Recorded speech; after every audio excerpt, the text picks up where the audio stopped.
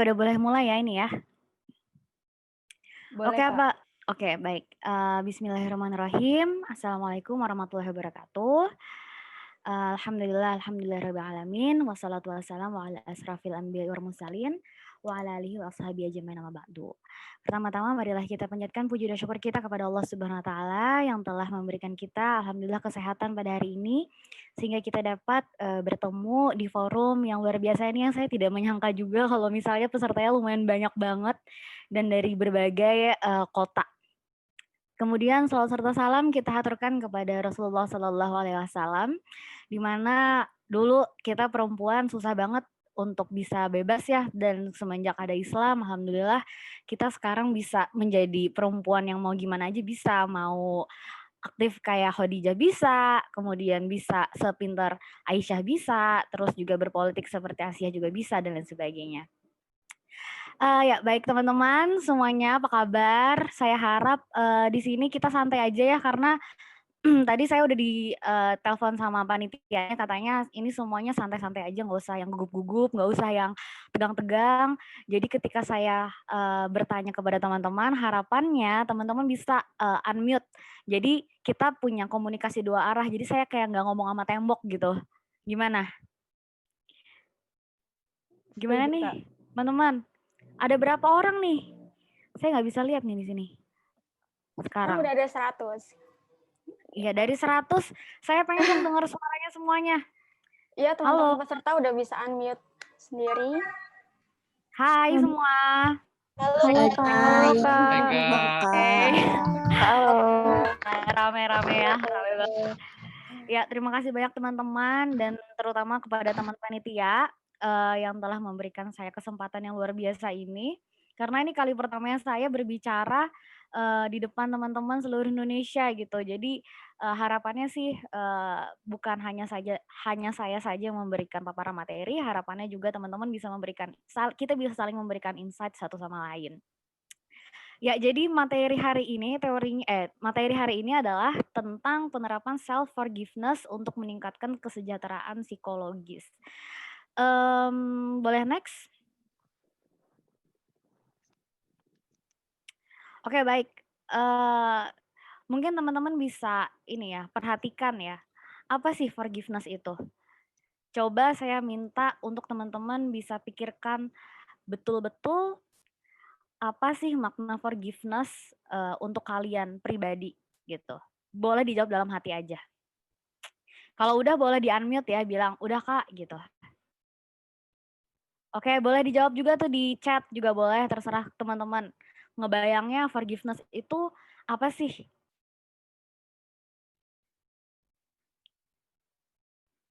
Sudah? Oke, sekarang boleh next. Nah, sekarang saya tambahkan di depannya ada satu kata lagi, yaitu adalah self forgiveness. Menurut teman-teman, self forgiveness itu apa sih? Bisa ya teman-teman memaknai self forgiveness untuk teman-teman sendiri itu seperti apa dan apa? Boleh dijawab juga di kolom komentar. Dari 100 kok nggak ada yang jawab nih? Halo guys. Oke, memaafkan diri sendiri ya. Oke, boleh next.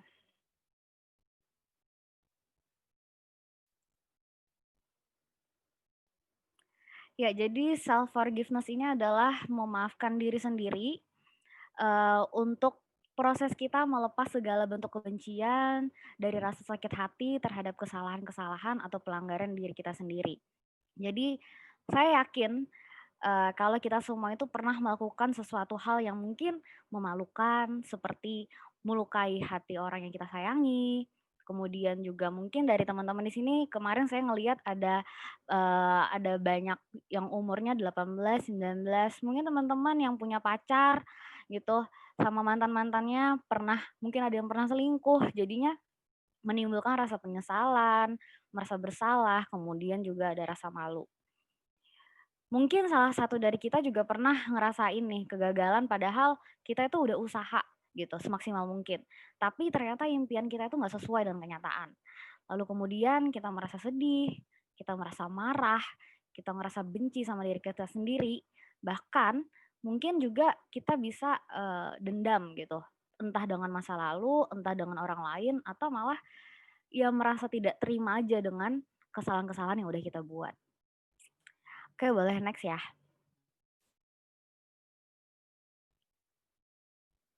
Nah, sekarang saya mau nanya nih sama teman-teman semua. Tapi boleh dijawab di diri sendiri ya. Sudah berapa lama sih saya juga menahan diri sendiri untuk nggak memaafkan diri sendiri? Gitu. Dan apakah kita sudah tidak memaafkan diri sendiri 1 jam yang lalu mungkin, atau 1 hari yang lalu, atau bahkan 1 bulan yang lalu, atau 1 tahun yang lalu, atau sudah berapa lama? Seberapa lama sih kita sudah menyakiti diri kita sendiri? Nah, meskipun nih hari ini kita akan sama-sama belajar mengenai self forgiveness, perlu kita ingat bahwa self forgiveness itu next ya. Kalau self forgiveness itu kita nggak akan melakukannya 1 kali seumur hidup. Jadi, forgiveness is a journey with no set time, rules, or limits. Jadi, kita itu melakukan self forgiveness itu seumur hidup kita karena kita selalu akan melakukan kesalahan. Begitu. Oke, boleh next. Sebenarnya saya agak ini ya, kesusahan gitu kalau misalkan pakai PowerPoint karena jadinya kayak nggak cepet gitu. Tapi ya nggak apa-apa deh. Oke, kenapa sih self forgiveness itu penting? Pertama, karena memaafkan diri sendiri adalah langkah kita semua untuk menuju kedewasaan. Kalau kita sudah terbiasa nih memaafkan diri kita sendiri, kemudian ada orang lain yang menyakiti kita bakal lebih mudah tuh untuk memaafkan orang lain. Karena kita sudah berlatih memaafkan diri kita sendiri, jadinya kita nggak perlu repot untuk memaafkan orang lain. Karena yang paling susah adalah memaafkan diri kita sendiri. Bahkan nih ya, kesehatan mental kita itu juga bisa jadi taruhan kalau kita menolak untuk berdamai dengan diri kita sendiri. Kita bisa jadi hilang kepercayaan diri, kemudian kita juga bisa trauma terhadap masa lalu, bahkan juga kita bisa depresi sampai kita merasa seperti selalu diteror akan kesalahan masa lalu gitu. Nah, boleh next ya. Nah, jadi Mahatma Gandhi itu pernah ngomong ya, the weak can never forgive, forgiveness is the attribute of the strong. Jadi memberi maaf adalah kelemahan itu tidak akan pernah bisa memaafkan kita gitu. Tapi pemaafan itu adalah yang membuat kita itu menjadi orang yang lebih kuat gitu. Boleh next? Nah, sekarang nih, kenapa sih alasannya kita itu suka banget nih benci sama diri kita sendiri? Kenapa kita itu suka ngejudge diri kita sendiri? Terus-menerus memberikan tuntutan kepada diri sendiri, itulah yang menyebabkan kita itu menjadi benci sama diri sendiri. Orang itu harusnya bisa ya untuk tidak membenci dirinya sendiri. Mereka itu seperti ini kondisinya. Kalau dijelaskan oleh psikolog asal Amerika namanya Carl Roger, mungkin teman-teman di sini orang-orang psikologi sudah tahu ya Carl Roger itu siapa. Halo, teman-teman boleh nggak ngasih suaranya? Saya kayak nggak enak banget kayak ngomong sendiri gitu. Mungkin dari moderatornya bisa ngomong sama saya gitu. Jadi saya kayak nggak orang gila gitu. Iya Kak, boleh. Oke, nah ini teman-teman udah pada aktif nih. Jadi saya seperti ngomong beneran sama teman-teman. Ya, jadi semuanya pada tahu ya Carl Roger ya. Carl Roger itu kan dia dari psikologi humanis, tapi juga ada nih psikoanalisis namanya Harney juga yang menggunakan teorinya itu kurang lebih sama gitu. Harney itu mengatakan bahwa mereka yang benci terhadap diri sendiri itu mereka merasa bahwa diri yang sesungguhnya itu tidak sesuai dengan ekspektasi yang diharapkan atau ideal self. Kemarin katanya yang baru UTS ini keluar ya pas ujian. Kemudian ketika kita tuh sadar ada gap di antara kita, antara real self dan juga ideal self yang kita miliki, nah orang inilah yang cara-cara inilah, cara pola pikir seperti ini yang membuat kita menjadi membenci diri kita sendiri gitu. Lalu bagaimana sih dampaknya? Nah, mungkin teman-teman di sini yang membenci diri sendiri itu yang merasa ya mereka akan merasa tidak cocok dengan orang-orang yang seperti mereka sendiri. Misalnya nih, saya orangnya ribut nih, kemudian saya ngelihat orang-orang yang ribut itu saya nggak suka gitu. Padahal kalau saya bisa cinta sama diri saya sendiri, saya nggak akan benci gitu. Tapi karena saya benci sama diri saya sendiri yang anaknya ribut, jadi ketika ngelihat orang yang ribut, ya apaan sih ribut bet dah gitu. Gitu nggak teman-teman? Nah, kenapa sih demikian gitu? Ya karena sifat-sifat yang kita lihat itu tuh ngingetin sama diri kita sendiri gitu. Jadi pada dasarnya nih, siapapun yang berkubang dalam merasa bersalah akan menjadi lebih menutup diri dan lebih kritis dibanding biasanya. Jadi kita suka banget nih kayak mengkritisi diri sendiri ketika kita merasa apa ya, ketika kita tidak bisa memaafkan diri sendiri, kita akan lebih mengkritisi diri kita sendiri, kemudian menyalah-nyalahkan diri kita sendiri, bahkan kita menghakimi diri kita sendiri. Itu nggak enak banget ya. Nah, kemudian makasih ya teman-teman yang udah jawab saya. Nah, ini nih selama pandemi ini nih, saya kan memperhatikan teman-teman Gen Z ya, teman-teman semua nih rata-rata di sini umurnya ada yang dari 14 saya lihat juga, ada dari 18 tahun sampai dengan ada yang 38 juga rasanya, tapi itu cuman beberapa orang doang, tapi kebanyakan itu adalah Gen Z. Kebanyakan juga Gen Z itu saya lihat statistiknya juga banyak pengguna TikTok ya. Jadi kalau saya melihat teman-teman yang menggunakan TikTok itu, melihat keluhan-keluhannya saya observasi mereka mengatakan bahwa kalau ada tugas tuh ya, kalau ada tugas itu udah pengen ngerjain tugas, tapi waktu di depan laptop, laper gitu, ya nggak teman-teman? Terus waktu udah lapar, pengennya nonton gitu, kayaknya nggak bisa nih kalau makan kalau nggak nonton. Tapi pas udah nonton selesai, pas makannya selesai, episodenya belum habis, jadinya ngelanjutin sampai 1 hari, akhirnya apa? Prokrastinasi gitu. Jadinya selama sehari yang seharusnya besok tuh tugasnya dikumpul, jadi nggak bisa kekumpul karena prokrastinasi, akhirnya apa? Ngaret, nggak maksimal dan nyalahin diri sendiri lagi gitu. Nah, salahnya adalah bukannya teman-teman itu bukannya kita ya, bukan teman-teman ya, bukannya kita tuh malah bertanggung jawab dengan apa yang kita lakukan. Misalnya, oke oke, udah, aku akan memperbaiki selanjutnya. Tapi kita malah suka banget nih ngulang aja tanpa kita memperbaiki ke depannya gitu. Nah, malah di sini yang memperparah adalah kita malah sibuk menghukum diri sendiri gitu. Kita sibuk untuk menyalahkan diri sendiri. Kalau misalkan teman-teman kita ibaratkan ya diri kita ini adalah orang lain, misalnya kita punya sahabat atau kita punya saudara gitu, yang mereka itu lagi mengalami kegagalan. Misalnya nih ya, ada saudara yang dia nggak bisa jadi kalau saya bilang jadi PNS kan ini ya, ketahuan banget ya saya tua ya. Misalnya nih nggak bisa masuk universitas yang dia inginkan gitu ya. Misalkan dia gagal dalam masuk misalnya mau memasuki jenjang S2.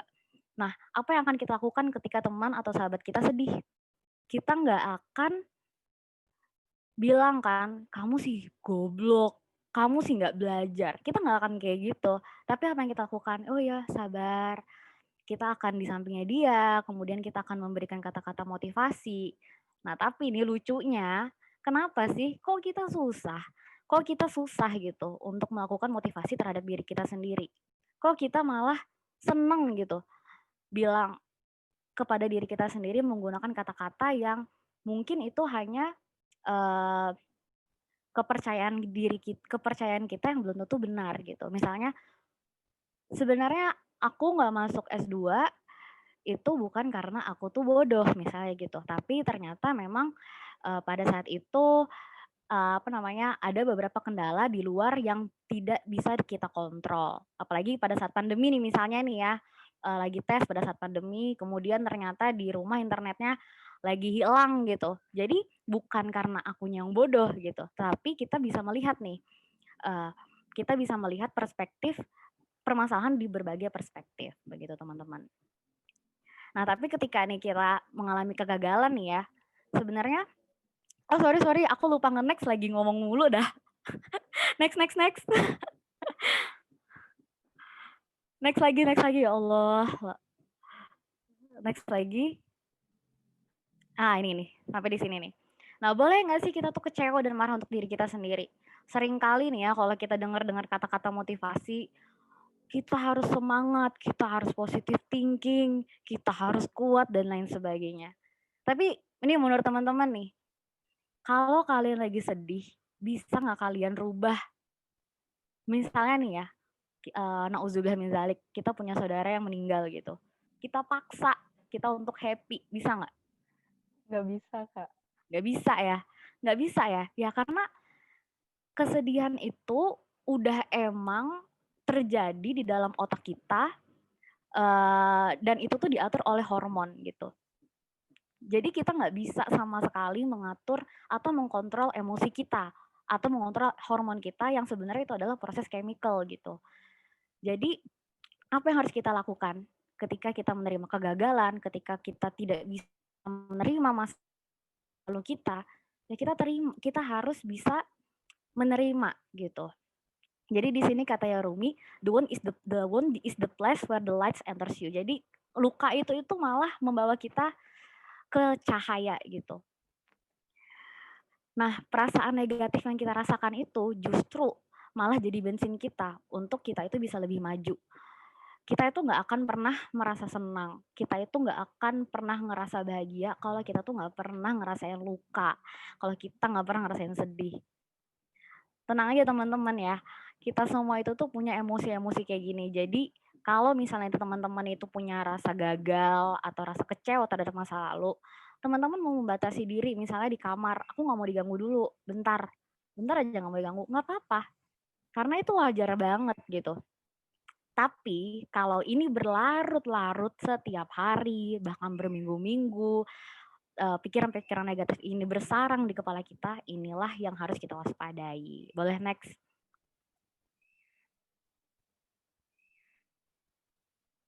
Nah, apa nih yang harus kita lakukan ketika kita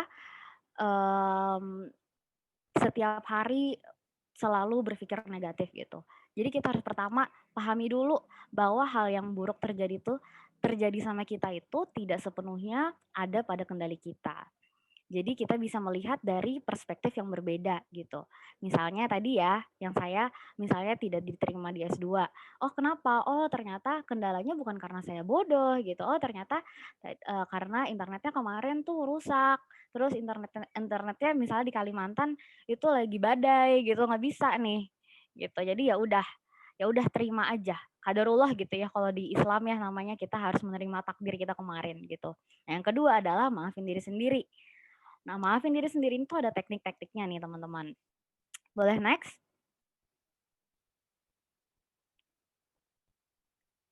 Nah, tekniknya namanya self-forgiveness. Next lagi.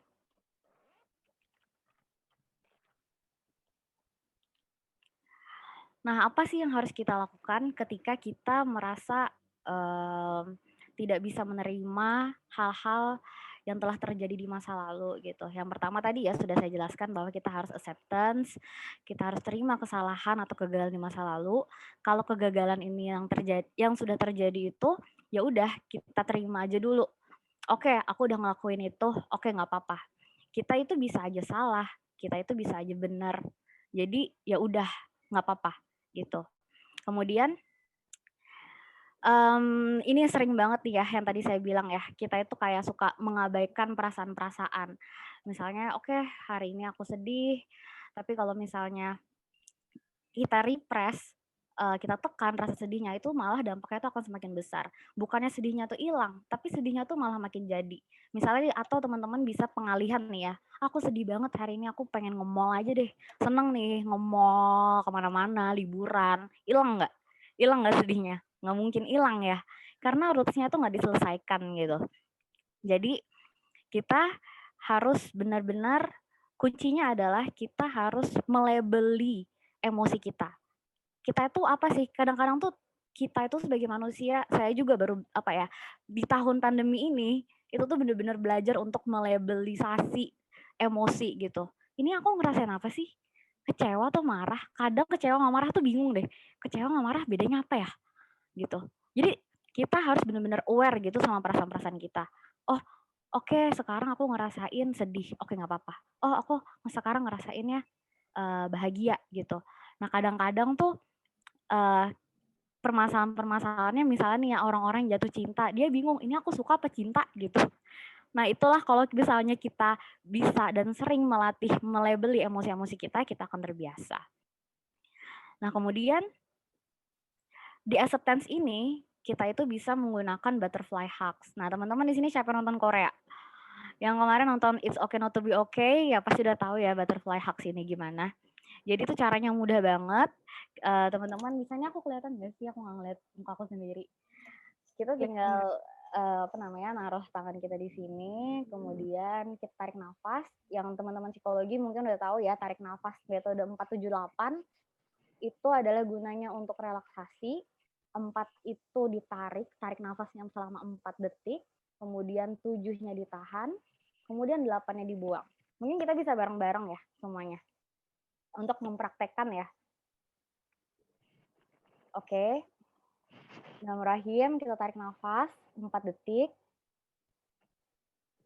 Kemudian kita tahan 7 detik. Kita buang 8 detik. Kita rasakan perasaan kita sekarang. Perasaan kita gimana sih? Kemudian kita bilang, kita tepuk bahu kita yang sebelah, pakai tangan sebelah kanan. Di bahu sebelah kiri kita bilang, oke nggak apa-apa. Kamu udah hebat sampai sejauh ini. Dan semuanya insya Allah bakal baik-baik aja. Emosi ini hanya sebentar, emosi ini hanya sebentar. Nggak apa-apa. Oke, teman-teman bisa, yang udah tutup mata boleh buka matanya.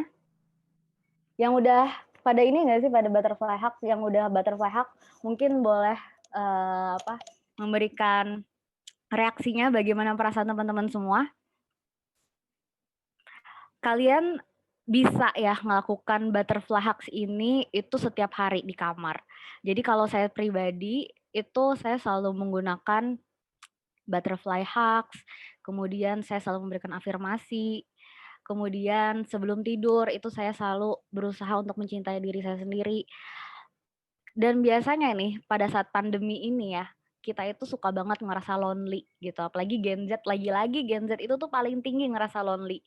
Karena sebagai generasi Z itu kita tidak bisa bertatap muka secara langsung gitu. Jadi kecenderungan kita untuk merasa kesepian itu tinggi banget. Nah, butterfly hug ini bisa teman-teman gunakan untuk mengatasi rasa kesepian dan lain sebagainya.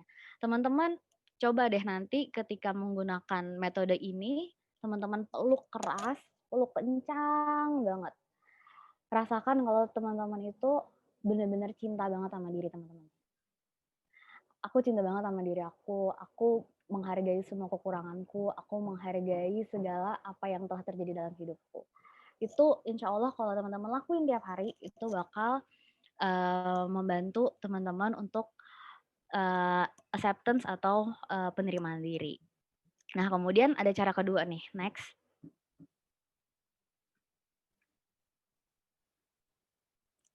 Nah, cara kedua nih, ini teorinya Freud ya, katarsis.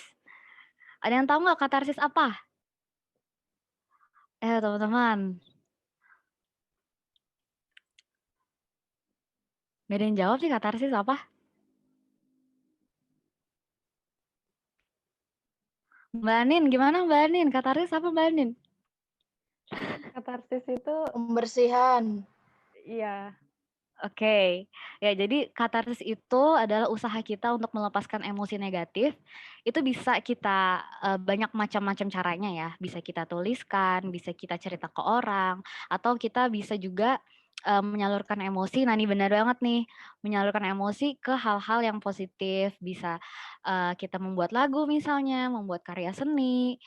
Tapi katarsis ini akan berhasil kalau kita itu betul-betul menyadari apa sih emosi yang kita rasakan gitu.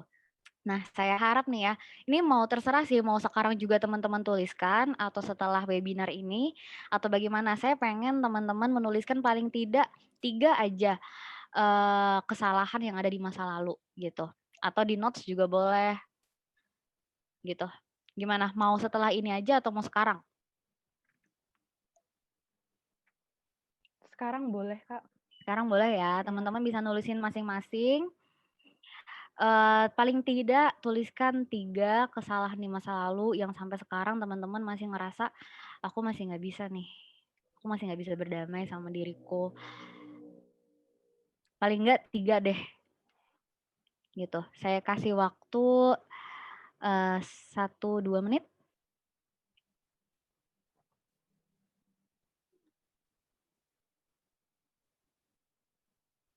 Nanti misalnya ada yang mau, gimana? Broken home mungkin semua salahku, oke. Oke. Kadang-kadang itu kita ngerasa, ya semua salah kita, tapi pacaran lama terlalu percaya sama orang lain dan broken home. Oke. Teman-teman boleh terserah sih ya, mau nyampaikan di sini atau mau nyampaikannya di kertas masing-masing tuh nggak masalah. Udah 2 menit belum, Nin? Belum, Kak, sebentar lagi.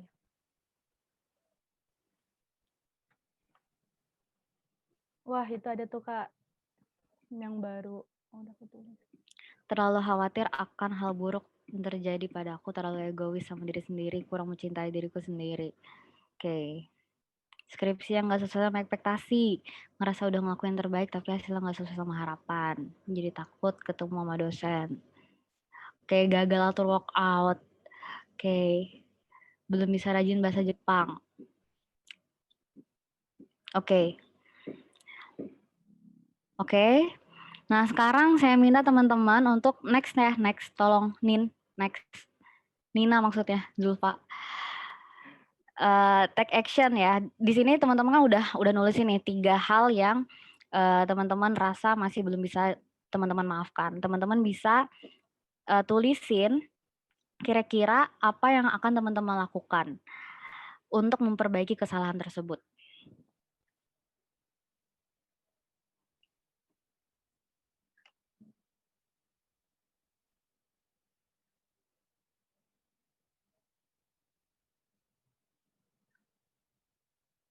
Misalnya nih yang pemalas, ya udah besok udah bisa ngatur jadwal, kemudian bisa ngatur produktivitas, sekarang udah banyak aplikasi ya.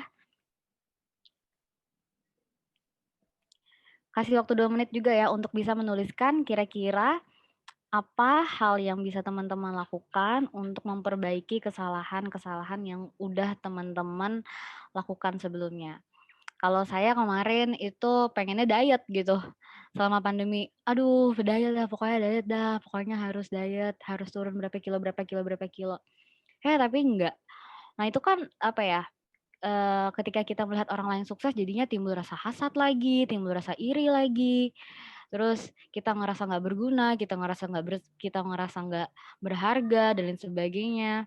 Jadi apa yang harus saya lakukan? Ya udah komitmen gitu, nggak ngulangin lagi. Dan caranya supaya nggak ngulangin lagi, kita utarakan. Entah dengan menuliskan, entah dengan cerita ke teman, atau bisa cerita ke profesional.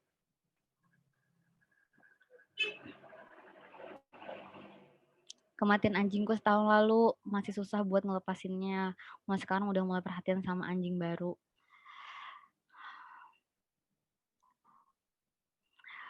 Sebenarnya kalau misalnya, saya kan belum ini ya teman-teman, belum jadi psikolog ya. Kalau misalkan nanti teman-teman ada kesempatan untuk bisa workshop langsung sama psikolog, bagusnya sih memang bukan webinar. Karena untuk menghilangkan luka batin atau menghilangkan rasa-rasa trauma di masa lalu, atau harus bertemu dengan inner child-nya, atau ini yang mau ketemu sama anjingnya dan sebagainya, itu harus bertatap muka langsung sama psikolog. Karena misalkan nih saya di sini, kita jauhan, saya nggak bisa, mengatur teman-teman, bukan mengatur sih, kayak membantu teman-teman kalau misalkan teman-teman terlalu sedih dan lain sebagainya. Jadi di sini saya hanya, memaparkan dan harapannya teman-teman, kalau misalnya nanti butuh ke profesional, silahkan ke profesional.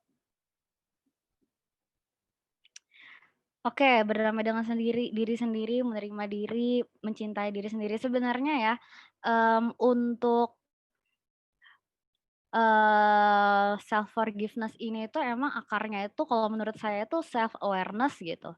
Setelah kita itu tahu self awareness kita, dilupain aja Kak, biar ngerasa lega, "Oh nggak bisa nih," dilupain aja nggak bisa. Karena itu bakal muncul lagi di masa depan, entah nanti itu jatuhnya jadi, mmm, kepribadian kita atau unconscious gitu. Misalnya nih saya, waktu masih kecil sering ditinggal sama orang tua gitu, misalnya ya. Saya ngerasa apa saya anak jelek gitu ya, kok saya ditinggal mulu gitu. Tapi ternyata dulu waktu saya masih kecil saya nggak terlalu memperdulikan, ternyata pas besar itu ada efeknya gitu. Nah jadi apapun segala macam itu tuh bener-bener diselesaikan dari akar masalahnya. Dikelasin aja Kak, ya bener dikelasin, dilupain aja. Oke. Nah kemudian setelah dari kita bisa mengklasifikasi nih dari yang tiga-tiga tadi, yang kesalahan yang masa lalu dan juga apa yang akan mau kita lakukan ke masa depan. Nah, sekarang tahapan yang terakhir adalah kita fokus aja ke masa depan, gitu. Jadi, kita nggak usah lihat lagi nih hal-hal yang di belakang-belakang, kita fokus aja ke masa depan.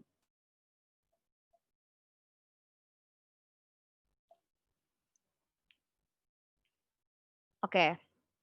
Nah, ini sebenarnya materi terakhir ya. Saya diminta kemarin itu 45 menit bicara gitu, tapi kayaknya nggak selama itu deh, nggak apa-apa ya.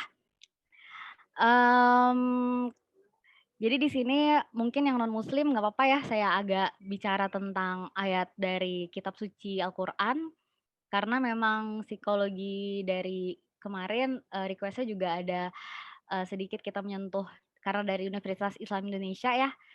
Nah di sini kita bisa ngelihat nih di surah di next dulu nih. Oke. Nah, di sini ada surah Ali Imran ayat 139 dan juga 140. Nah, sekarang kita lihat nih di ayat 139 dulu. Artinya adalah, dan jangan kamu merasa lemah dan jangan juga kamu itu merasa sedih. Sebab kamu itu paling tinggi derajatnya jika kamu orang beriman. Kita lihat dulu nih, kenapa sih ayat ini turun gitu. Nah, ayat ini turun itu terjadi pada saat perang Uhud. Waktu itu. Perang Uhud itu, tadinya itu si umat muslim nih udah ngerasa, weh kita menang cuy. Weh kita menang nih. Kita ambil aja nih apa namanya, harta apa sih, harta rampasan perang gitu, udah ngambilin gitu. Ternyata ada tuh namanya tapi udah jadi sahabat Nabi ya, dulu itu dia masih belum jadi sahabat Nabi namanya Khalid bin Walid, itu tuh nyerang dari belakang. Nah, akhirnya umat muslim tuh pada mati gitu. Jadi pada kalah. Nah, di sini tuh Allah tuh kayak ngehibur gitu.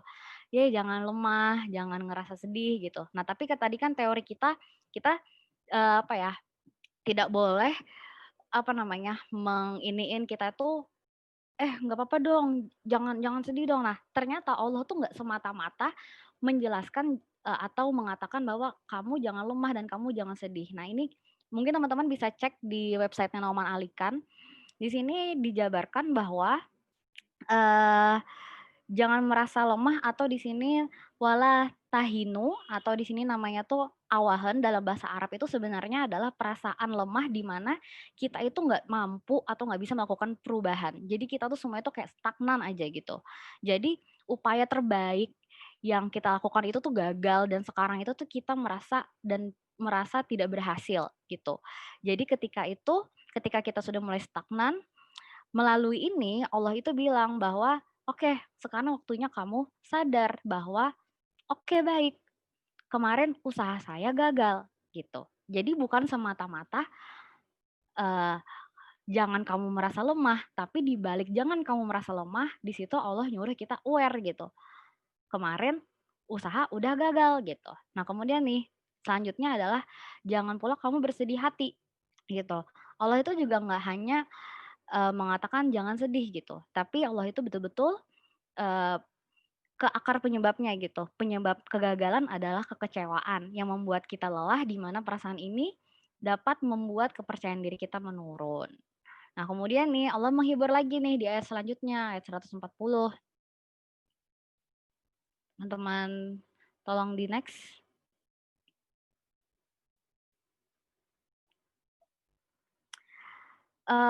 Di sini Allah itu bilang, jika kamu mendapat luka, maka sesungguhnya mereka itu juga luka gitu. Jadi kan tadi kan, sebelumnya kan saya ada bilang, nggak apa-apa kok semua orang itu ngalamin luka yang sama. Jadi kita tuh sebenarnya nggak sendirian mengalami sakit hati, mengalami kegagalan, mengalami ketidakberhasilan, itu kita semuanya merasakan. Jadi nggak apa-apa gitu. Dan juga, mmm, kenapa sih Allah itu memberikan cobaan seperti ini? Hal ini dikarenakan Allah ingin membuat kita itu mendapatkan pelajaran dari apa yang telah kegagalan-kegagalan yang telah terjadi pada diri kita.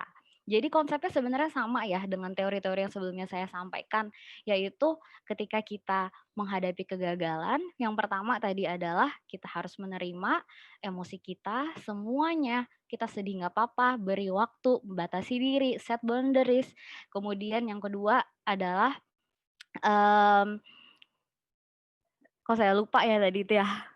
Yang kedua itu adalah bisa katarsis gitu ya, bisa katarsis dengan cara menyampaikan kepada orang lain atau bisa katarsis melewati lagu, kemudian juga lewat, nonton film juga nggak masalah. Tuliskan apa yang teman-teman rasakan dan juga tuliskan apa yang akan teman-teman lakukan di kedepannya dan juga fokus ke masa depan dan yang paling penting adalah eee, teman-teman mampu, kita semua mampu untuk mengambil hikmah dari segala kegagalan dan juga cobaan-cobaan yang udah kita dapatkan selama ini, gitu teman-teman. Mungkin, segitu saja, paparan singkat dari saya, kurang lebih saya mohon maaf. Wabillahi taufiq wal hidayah. Wassalamualaikum warahmatullahi wabarakatuh. Waalaikumsalam warahmatullahi wabarakatuh.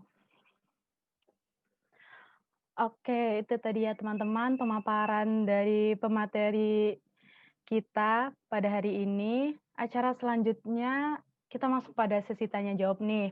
Kepada teman-teman yang ingin bertanya bisa langsung mengirimkannya di room chat di bawah ya. Bisa mulai dikirimkan dari sekarang teman-teman.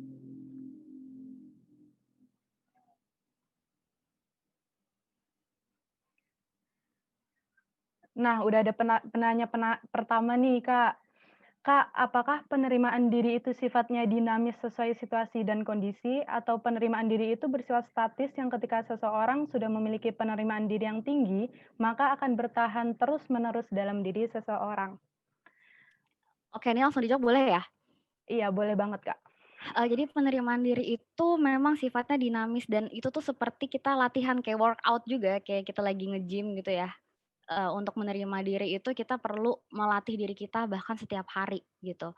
Jadi ketika kita itu bisa nerima diri kita di level mana, ketika bertahan terus nih ya, menerus dalam diri seseorang, menerima diri yang tinggi. Nah kemudian ketika kita menghadapi, permasalahan-permasalahan yang lebih besar, kita sama aja gitu kayak workout, kita akan lebih mudah untuk menerima diri kita sendiri. Nah caranya seperti apa? Caranya itu teman-teman bisa menuliskan, kekurangan dan juga kelebihan. Sebenarnya saya pengen banget sih kayak ngobrolin juga tentang self awareness sih kalau masih dibolehin sih buat ngomong di sini. Boleh banget, Kak, nggak apa-apa. Oke, soalnya aku merasa, kita tuh nggak bisa self forgiveness gitu sebelum kita melakukan self awareness gitu. Eee, Kemarin itu saya ada beberapa riset sedikit ya tentang self awareness. Menurut, dari Al-Qur'an Al-Hasyr ayat 19 gitu. Jadi di Al-Hasyr ayat 19 itu, kayak saya buka catatan dulu ya. Kemarin soalnya bener-bener lagi kayak self awareness nih bener-bener akarnya dari self forgiveness deh. Nah, di sini tuh, kita itu kalau kalau kita ke psikolog ya, kita ke psikolog itu pasti ketika kita pengen tahu mengenali diri kita sendiri, kita disuruhnya ngapain? Disuruhnya ngapain? Kita ditanyain kan masa lalu kita tuh gimana, kita ditanyain masa kecil kita itu gimana, terus kenapa kita menjadi orang yang sekarang, ya menggunakan teori-teori psikoanalisa ya, kita pasti ditanyain yang kayak gitu-gitu. Nah tapi kalau misalnya, di Islam gitu, karena ini tuh alirannya tuh lebih ke positif, jadi kita itu di surah Al-Hasyr ayat 19 di sini, janganlah menjadi orang yang melupakan Allah sehingga mereka membuat mereka lupa dengan diri mereka sendiri. Artinya apa? kalau misalnya kita ingin mengenali diri kita sendiri, kita itu kalau ke psikolog ya, seringkali kayak kita tuh nggak inget gitu waktu kita masih kecil itu kita dididiknya gimana. Ada memori-memori yang kita tuh lupa gitu, nggak semuanya kita ingat. Nah, beruntung banget nih kalau ada yang ingat. Nah, tapi siapa sih yang paling tahu sama diri kita sendiri? Tuhan kan. Tuhan itu yang tahu semua seluk-beluk semua memori kita. Jadi di surat Al-Hasyr ayat 19 dan saya yakin juga ini di semua agama sama sih ya. Ketika kita bisa mendekatkan diri sama Tuhan, itu kita akan di-guide sama Tuhan untuk bisa menemukan diri kita, gitu. Jadi selama ini, itu kemarin kan saya selama 1 tahun ini belajar tentang self awareness karena self awareness tuh penting, sepenting-penting itu. Sepenting kita kalau kita nggak akan bisa memilih kerjaan yang bagus untuk kita kalau kita itu nggak sadar sama diri kita. Kita nggak kenal siapa diri kita nggak tahu positif negatif kita itu seperti apa. Yang kedua, kalau kita nggak sadar sama diri kita sendiri, kita nggak bisa memilih pasangan yang tepat. Kita nggak bisa cari pasangan yang sesuai dengan apa yang kita bukan kita inginkan ya, yang kita butuhkan gitu. Karena kita aja nggak tahu kita siapa, gitu. Jadi untuk mungkin teman-teman di sini yang mau bisa lebih menikmati self forgiveness-nya harus tahu dulu, kenali diri dulu gitu. Kekuranganku tuh apa? Jangan-jangan nih kegagalan-kegagalan kemarin tuh hanya karena ambisi, karena nggak tahu, aku tuh sebenarnya fit nggak sih untuk mencapai ambisi itu, fit nggak sih untuk mencapai tujuan itu gitu. Jadi ya selain kita berusaha untuk menggunakan psikoanalisa tadi, ngelis ya, dulu kita, aku sekarang, apa ya, misalnya aku sekarang pemarahan nih, kalau kalau perempuan kan biasanya ada siklus haid ya, oh ternyata kita kenalin, kapan sih aku tuh marah gitu, kok tiba-tiba pengennya marah aja, pengennya kok nggak mau gubris orang gitu. Setelah dilihat-lihat, oh ternyata hormon, oh ternyata waktu segini nih aku haid gitu. Jadi aku tahu dalam kondisi ini aku tidak menyalahkan diriku. Kamu kok kurang ajar sih sama orang gitu. Enggak, jadinya kayak oke, ini hormon, tenang. Sabar, nggak apa-apa gitu. Nah, ketika kita sudah bisa mengenal diri kita sendiri, yaitu tadi kita bisa memahami dan memaklumi, menerima self forgiveness dengan baik. Ada pertanyaan lagi ya, banyak ya? Banyak, Kak. Mungkin dari yang Sofi Oktaviani dulu nih, Kak, pertanyaan kedua. Kak, tempat terbaik untuk menenangkan diri di mana sih? Kadang kan kalau di rumah bukannya tambah tenang, malah makin ruwet gitu. Sebenarnya ini tergantung teman-teman semua ya. Ini sepertinya semua anak muda sekarang udah ngerasain itu ya. Saya pun juga pernah mengalami, fase-fase itu. Dulu itu, apa, saya untuk menenangkan diri, saya kebetulan saya nggak bisa kemana-mana nih, karena emang pandemi kan selama 1 tahun ini emang bener-bener nggak bisa kemana-mana, jadi tidak bisa menenangkan diri, ya cuman di kamar doang, gitu. Ada sih, kadang-kadang orang tua bilang kayak, "Ih, kayak ngekos aja dalam kamar," gitu, nggak keluar-keluar, gitu, dan sebagainya macam. Tapi setelah kelar nih, misalnya aku nggak mau misalnya orang tua nih ngerocos nih ya, bla bla. Kalau kita nyerocos balik, durhaka kan. Jadi kadang-kadang itu ada rasa ya, ih aku durhaka ya gitu. Tapi mmm, apa ya, dulu waktu aku berpikir bahwa aku diam itu adalah durhaka, sekarang aku mikir diam itu adalah caraku untuk nggak durhaka. Jadi diamku itu adalah caraku untuk membatasi diri dengan orang tua dan aku apa ya, bilang sama diriku kayak, "Nggak apa-apa, kita, aku dan orang tua pisah dulu sebentar, kasih waktu, nanti aku kembali lagi dengan senyum, udah," gitu. Jadi itu ya namanya toxic parents ya, kadang-kadang toxic parents itu suka, pagi-pagi lah sudah marah-marah apa segala macam. Tapi kalau saya karena kita belajar mungkin teman-teman di sini kan banyak juga yang belajar di psikologi, itu waktu udah, kondisinya udah enak, kondisinya udah nyaman, itu nanti saya ajak ngobrol dan akhirnya selama 1 tahun pandemi ini orang tua saya bener-bener bisa, demokratis, bisa bekerja sama, kemudian bisa saling ngerti satu sama lain. Jadi yang paling penting sebenarnya di dalam keluarga itu adalah kita itu asertif. Kita saling memberitahu Aziza tuh nggak suka diginiin loh mah, kayak gitu. Kalau mama kayak gini Aziza nggak bisa kayak gini, tapi ngomongnya pelan-pelan. Ngomongnya tuh di situasi-situasi kita lagi happy-happy gitu. Dan dulu dulu kan waktu masih labil-labilnya, kalau nggak suka, ih nggak suka, ngomong udah sembarangan gitu. Tapi waktu udah belajar belajar gitu, oh caranya kita menghadapi orang tua yang seperti ini, pertama ya kita bukan artinya orang tua kita itu jahat ya, bisa jadi kita memandang orang tua kita jahat gitu. Ya kita harus apa ya, tidak ada kan ya orang tua yang jahat, tapi bisa jadi kita memandang orang tua kita itu jahat.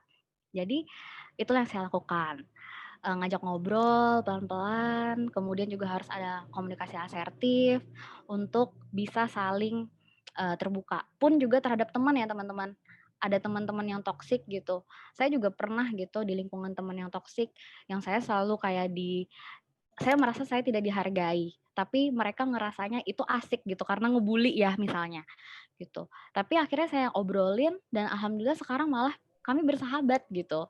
Karena kita satu sama lain, saling memberikan, feedback atau memberikan masukan supaya kita tidak mengulangi kesalahan yang sama. Oke Kak, sebelumnya menarik banget nih pertanyaan yang kedua tadi. Kalau boleh tahu nih Kak, kalau tempat versi Kakak untuk menenangkan diri sendiri tuh di mana? Aku di kamar, nggak ada yang lain, cuma di kamar doang. Oke Kak. Soalnya gini ya, kayak tadi yang aku bilang ya, misalkan kita ke kedai kopi gitu, kita keluar, akar masalahnya nggak selesai, akar masalahnya nambah, uang keluar gitu. Atau mau yang free gitu, ya udah keluar rumah, ngelihat pohon. Terus untuk menenangkan diri lagi, salah satunya adalah mindful ya. Pasti teman-teman udah sering banget ya dengar namanya mindfulness, mindfulness dan mindfulness itu udah kayak materi selama pandemi itu udah full banget gitu. Emang mindfulness itu sebenarnya kalau di Islam kita ngelakuinnya selama 5 kali ya. Kalau di Islam itu kan mindfulness itu sama dengan kita sholat itu udah kita melatih diri kita untuk mindful dengan cara muraqabah. Teman-teman tahu nggak muraqabah apa? Muraqabah itu merasa Allah melihat kita gitu. Jadi ketika kita melakukan sesuatu, kita tuh mindful gitu waktu sholat. Waktu sholat, oke Allah melihat kita. Oke, kita nggak bisa salah-salah nih. Kita mindful dengan Al-Fatihah kita. Jadi kita bisa tenang di situ. Nah, kalau buat teman-teman yang tidak bisa apa ya, bisa menemukan ketenangan di dalam rumah, coba mindful. Kalau misalkan emang belum tahapannya sampai di ibadah, coba aja nih dengan menghirup napas, kemudian fokus pada nafas sendiri. Pokoknya semua sensing atau semua indera itu betul-betul teman-teman harus rasakan. Dari hidung, pelan-pelan, kemudian dengarkan, aku lagi dengerin suara apa nih? Oh, aku lagi dengerin suara AC lagi bunyi. Aku duduk di mana nih? Oh, aku lagi duduk di sofa. Sofanya teksturnya seperti ini. Kain yang aku rasakan, oh lembut. Oh, kainnya lembut banget dan sebagainya. Jadi kita melatih fokus supaya apa ya? Supaya kita tidak terdistraksi dengan energi-energi yang negatif gitu, teman-teman. Oke Kak, pertanyaan ketiga nih dari Alvin Rizky. Apa pandangan Kakak tentang toxic parent yang terus-terusan menyalahkan anak bahkan sampai memakinya? Seakan kesalahan anak di masa lalu masih membekas di pikiran orang tua. Um, untuk orang tua seperti ini ya kita tidak mungkin kita langsung kayak sotoy gitu ya, kayak nggak boleh gitu mah dalam psikologi. Oh, assalamualaikum itu beb, jangan, tidak bisa. Jadi yang bisa kita lakukan adalah kita yang mengendalikan pikiran kita yang harus mengontrol diri kita. Karena kita tahu itu salah, kekerasan itu bisa dibalas dengan kelembutan. Jadi saya udah eksperimen tuh waktu tengkar sama saudara. Saudara tuh udah nyaring-nyaring ngomong, waktu kita ngomongnya, iya. Dia jadinya malu sendiri gitu. Dan pun orang tua juga sama. Jadi ketika kita memberikan energi yang berbeda frekuensinya sama mereka, yang lebih low gitu ya, mereka akan malu sendiri. Dan saya punya satu cerita nih ya. Jadi teman saya itu papahnya udah meninggal. Kemudian mamahnya itu kayak ABG baru gitu deh. Jadi toxic parents parah yang mamahnya suka ganti-ganti ini pasangan gitu. Nah, kemudian mamahnya pokoknya ngomongin anaknya nih pakai jilbab, katanya kamu pakai jilbab itu kayak kayak badut tau nggak, mama malu gitu di depan teman-temannya ngomong kayak gitu. Aku ngeliat si teman aku ini santuy dan aku wow, hebat banget nih emosionalnya dia nggak kepengaruh gitu. Tapi ternyata apa? Selama 1 bulan dia menunjukkan kebaikan kepada orang tuanya, dia terus melakukan nggak pernah bernada tinggi lebih tinggi daripada orang tuanya. Itu ternyata mamahnya malah pakai jilbab. Jadi gini ya teman-teman ya, kita semua itu semuanya punya masalah. Kita semua itu berangkat dari masalah yang berbeda-beda, tapi kita menentukan kita mau landing di mana. Kita misalnya keluar dari anak yang broken home. Ada anak yang broken home itu landingnya S3. Ada anak yang broken home landingnya itu narkoba. Jadi tinggal kita yang milih. Kita mau kemana gitu.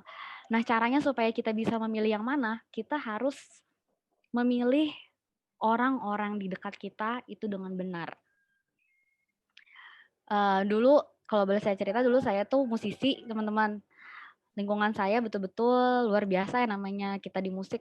Ada yang minum, ada yang narkoba, dan lain sebagainya, semua ada gitu. Tapi karena saya menyukai musik, ketika itu saya nyanyi, bagaimana caranya saya nggak kepengaruh sama hal-hal yang seperti itu. Akhirnya saya membangun lingkaran baru. Jadi kita tuh punya lingkaran ya. Ada lingkaran 1, lingkaran 2, sama lingkaran 3. Lingkaran 1, lingkaran 2 itu harus dijaga. Sahabat harus orang yang baik. Kemudian hubungan sama orang tua tuh harus baik dan sebagainya. Jadi ketika lingkungan di luar itu tidak baik, kita masih terjaga gitu. Aku mau nanya apakah ada kemungkinan untuk Gen Z ini bisa jadi toxic parents juga di masa depan? Aku boleh langsung jawab. Sorry ada Syafira. Syafira Syafira. Rizky. Kak, kalau kita udah melakukan katarsis namun dalam prosesnya ternyata kita belum cukup memaafkan sendiri, lalu bagaimana?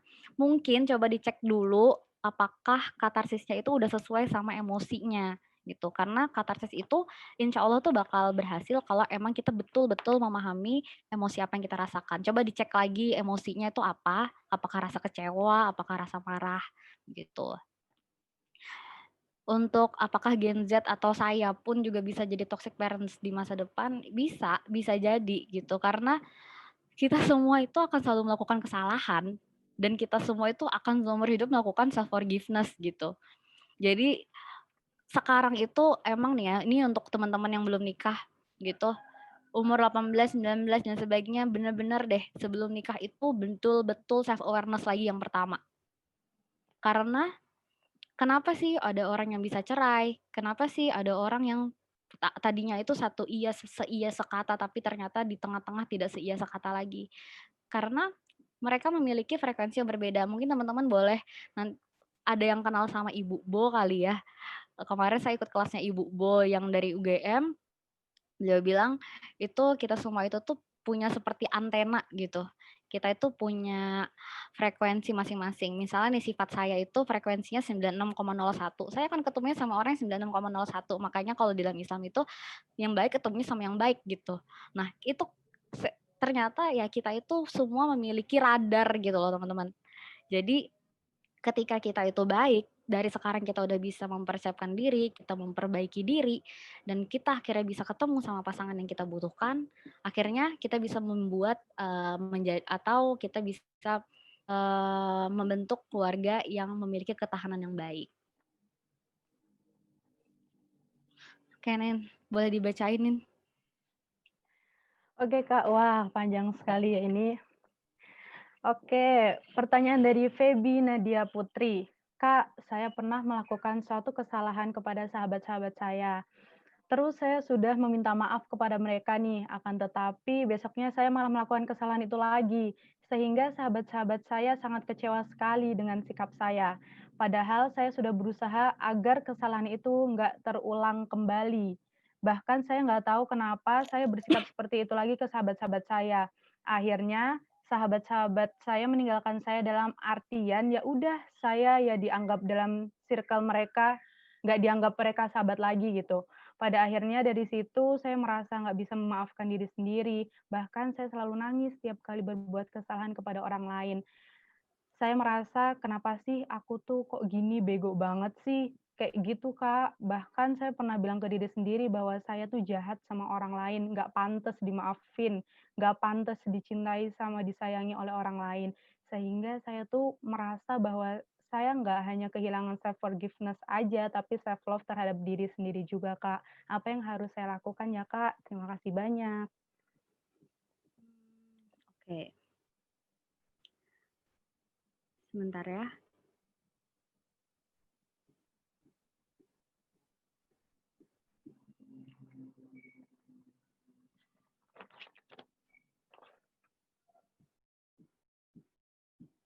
Nah, ini tuh, sama kayak yang tadi ya saya sudah katakan gitu. Pertama, pahami bahwa hal buruk yang terjadi sama kita itu nggak sepenuhnya tuh ada di kendali kita. Tapi kalau misalkan yang Mbak Feby Nadia Putri ceritakan, coba deh dilihat, dicerna lagi, dituliskan apa sih kesalahan itu, dan bisa bisa apa ya, bisa, eee kalau misalkan, Mbak Feby mau ke profesional, Mbak Feby bisa menuliskan, eee, yang selalu Mbak Feby ulang-ulang. Jadi kadang-kadang apa yang kita ulang itu adalah hasil dari proses unconscious yang udah kita bentuk lama banget dari kecil. Bisa jadi itu udah dibentuknya dari orang tua. Nah, ini kan saya nggak tahu nih masalahnya itu apa, gitu.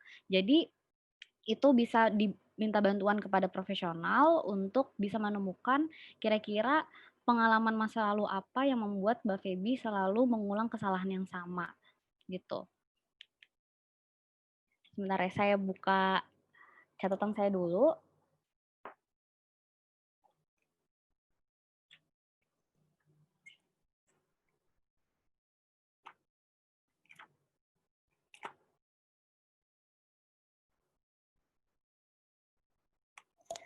Nah, ini tuh ada namanya, thought record ya. Jadi kita itu bisa menganalisis pikiran yang sering muncul sehari-hari. Misalnya kita itu, punya pikiran negatif, misalnya aku tuh nggak mau ngambil langkah besar gitu, atau kita tuh punya seperti sampah pikiran.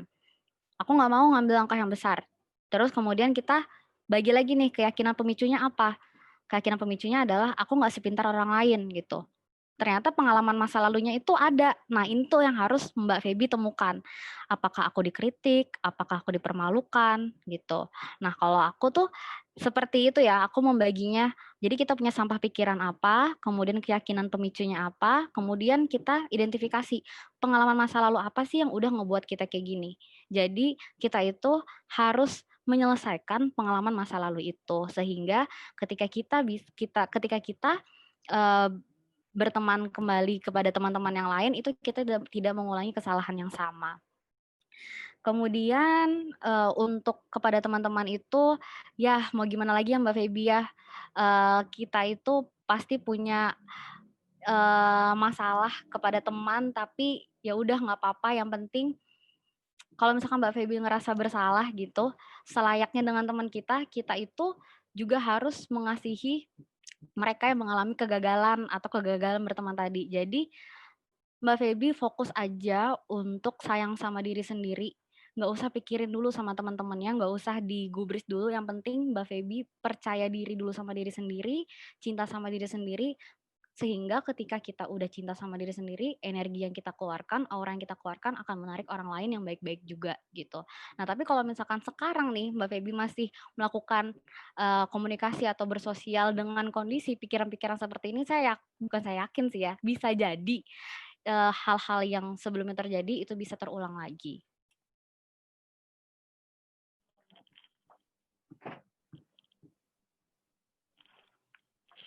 Oke, jadi seperti itu ya Mbak Feby Nadia Putri. Untuk selanjutnya nih Kak, Vivi Khairun Ni'mah. Dulu aku sempat gagal menuhin keinginan orang tua buat sekolah di tempat pilihannya. Udah hampir 1 semester karena nggak kuat, aku ngundurin diri. Nah, sekarang pun waktu kuliah jurusanku juga tetap dipilihin orang tua. Aku takut kegagalanku bertahun-tahun lalu keulang lagi sekarang. Aku harus gimana ya, Kak?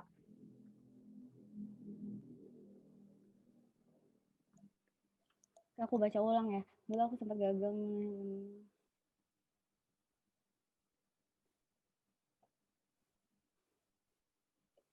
Sebelumnya Mbak Vivi udah ngobrol belum sama orang tuanya? Maksudnya kasih pemahaman yang logis gitu, kenapa aku tidak bisa menggapai jurusan itu dan sebagainya.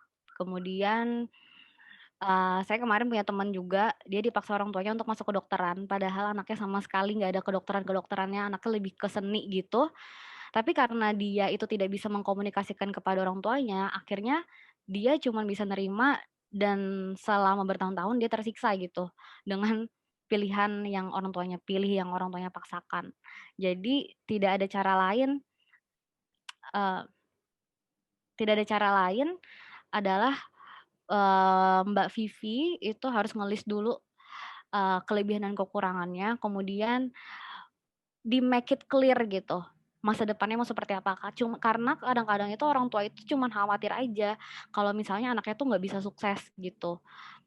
Jadi Mbak Vivi harus punya, mimpi yang jelas dan bisa meyakinkan orang tua bahwa pilihan Mbak Vivi itu nanti ke depannya, eee, juga akan lebih membahagiakan bagi diri sendiri dan juga, apa ya, bisa lebih sukses daripada yang sekarang gitu.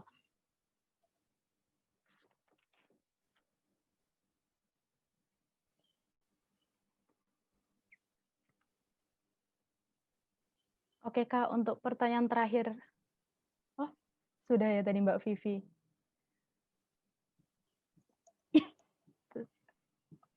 Mbak Karismatunisa, ini untuk pertanyaan terakhir ya teman-teman. Dari Mbak Harismatunisa, Kak, misal nih ada orang yang omongannya nyakitin hati kita, terus kita bisa memaafkan dia, tapi sakit hatinya tuh nggak hilang-hilang gitu, sampai keinget terus ketika kita ngeliat dia. Nah, itu bagaimana sih, Kak, caranya ngilangin sakit hati tersebut? Cara yang ngilangin sakit hati ketika ngeliat dia, ya pertama kita batasin diri, yang pertama itu. Yang kedua cari beberapa alasan yang ngebuat positif yang ada dari dia gitu. Jadi dicoba dulu itu ya.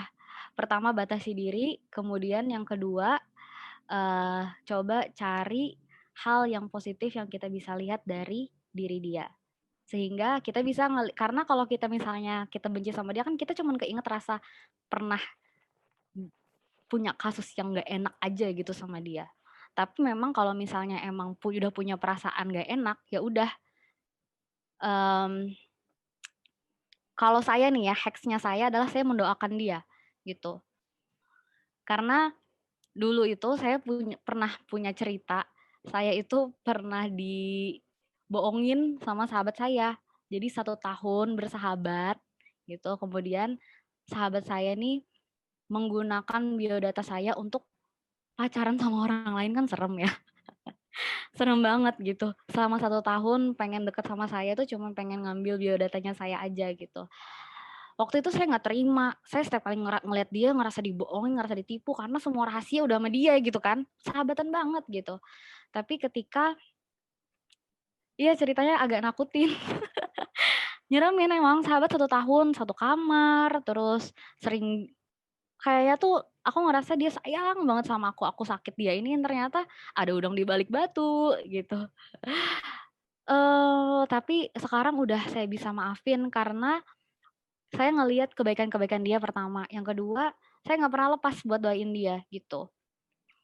Jadi mau apapun agamanya ya, ketika kita doain orang yang kita benci, itu malah membuat kita itu tenang dan kita jadinya menghilangkan atau ngerilis.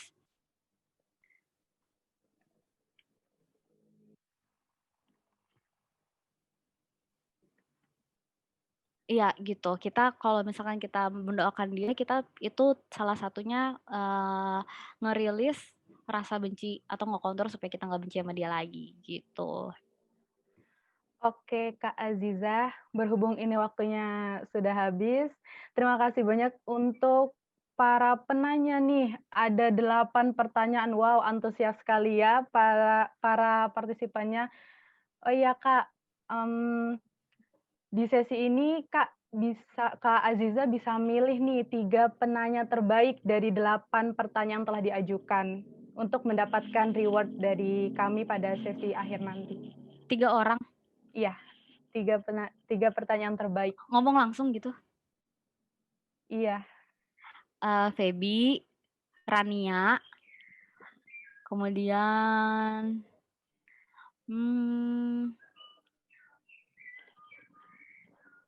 Nur Hidayah. Oke. Udah ya, udah 3 penanya terbaik tadi tuh menurut versi Kak Aziza sendiri. Untuk teman-teman yang tadi dipilih sama Kak Aziza, harap untuk menghubungi panitia melalui grup WhatsApp ya, depan kita. Seperti itu. Aku boleh satu nggak? Satu lagi. Satu doang. Aku pengen banget kebiasaan aku tuh bisa teman-teman lakukan juga di rumah, karena itu bener-bener ngebantu aku banget untuk self healing. Yaitu adalah kita journaling tiap hari gitu.